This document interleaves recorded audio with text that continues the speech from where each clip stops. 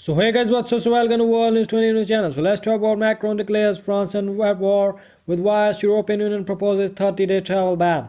Adopting martial language, President Emmanuel Macron orders the French to stay at home for at least the next 15 days as France put in place some of the most severe measures in Europe to try to curb the coronavirus. The aggressive move by the France came as other countries in the region introduced measures that their leaders described as unprecedented in post-war Europe, and as the European Union proposed a 30-day shutdown of all non-essential travel into the bloc from other countries, the movement of the French citizens will be tightly restricted starting from midday on Tuesday and lasting through at least the end of the month, with people expected to stay home, living only for essential activity like food shopping. Anyone violating the order faces punishment. We are at war, Macron said in an address to the nation Monday night. The enemy is invisible and it requires our general mobilization. Macron was responded to the severe warnings from the doctors about an increasingly dire situation. Jerome Salomon, a top official at the France's Health Ministry, told France Interradio on the Monday that the situation in France was deteriorating very quickly. Spain on Tuesday confirmed nearly 2,000 new cases of the COVID-19, sending the total spiraling past 11,000 with 491 deaths. The health ministry said over the past 24 hours, the number of people infected rose by 987, hiking the overall total to 11,178. The ministry's emergencies coordinator Fernando Simon said. In Germany, Chancellor Angela Merkel announced a new raft of the measures to minimize the social contact. Religious services will be banned and bars, clubs, discotheques, and brothel shop. The restaurant will be allowed to open, but only until 6 p.m.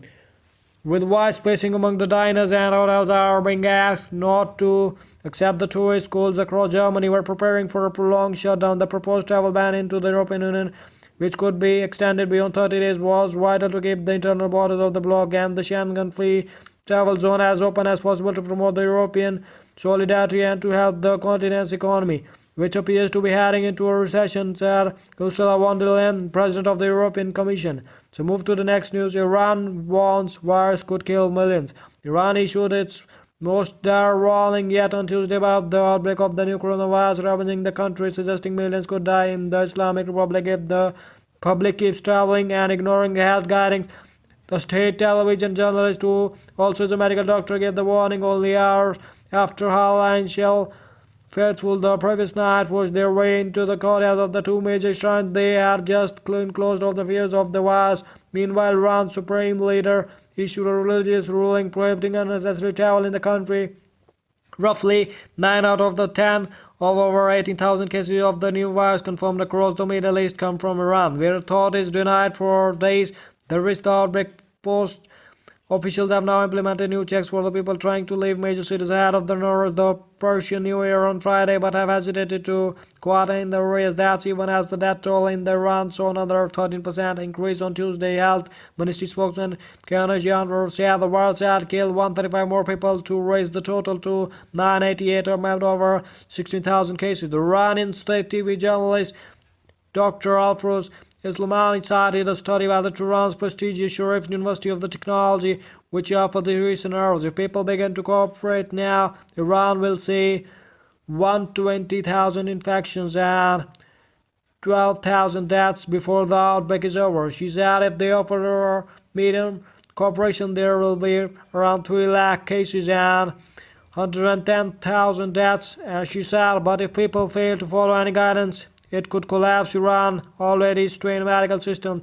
Islamists say that if the medical facilities are not sufficient, there will be minimum 4 million cases and 3.5 million people will die. She said Islamists did not elaborate on what matrices the study used, but even reporting it on Iran's tightly controlled state television represented a major change for a country whose officials had for days denied the severity of the crisis. So move to the next news.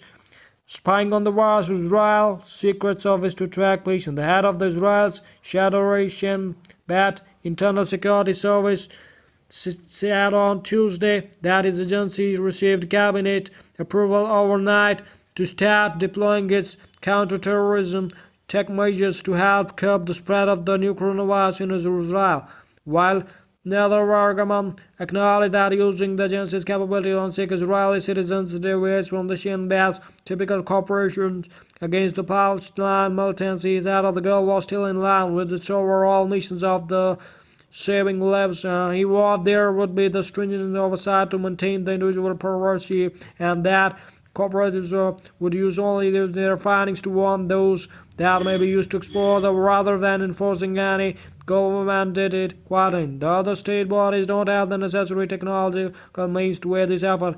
Ergman said in a statement, "I am well aware of the sensitivity of this matter, and therefore I have instructed that only a very limited number of the gens will be handling this, and the information will not be saved in the shell bad database." The move was announced by the Prime Minister Benjamin Netanyahu as part of the series of the sweeping measures to stop the outbreak, and immediately raised concerns from the civil liberties advocates that the practice would raise serious privacy issues. So move to the last news. US-China accuse each other of the COVID-19 fear-mongering. The United States and China on Monday each demanded that the other stop swearing its reputation of the novel coronavirus as the Donald Trump referred to the pathogen as the Chinese virus. The United States will be powerfully supported those industries like the airlines and others that are particularly affected by the Chinese virus. The US president tweeted Monday night.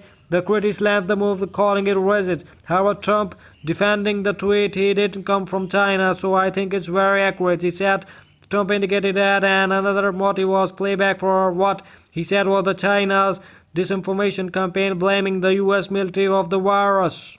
"I didn't appreciate the fact that China was saying that our military gave it to them. Our military didn't give it to anybody," Foreign Ministry spokesman Zhao Lijian in tweets last week in both the Mandarin and English suggested that the patient zero in the pandemic may have come from the US Secretary of the State Mike Pompeo speaking to the Chinese official Yang Jiechi voiced danger that Beijing has used official channels to shift blame for the COVID-19 to the United States. So if you like the channel, so kindly subscribe to it.